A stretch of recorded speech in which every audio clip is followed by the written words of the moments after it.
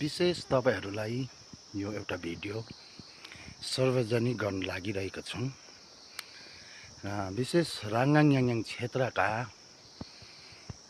Upper दोजोक वार्डमा बाट हामी इपिसिएस चर्चका सम्पूर्ण मण्डली लगायत पास्टर एल्डर्स जति पनि हुनुहुन्छ उहाँका तर्फबाट हाम्रा मुख्यमन्त्री साहबलाई आन्तरिक हृदयबाट धेरै धेरै धन्यवाद दिन चाहन्छौं।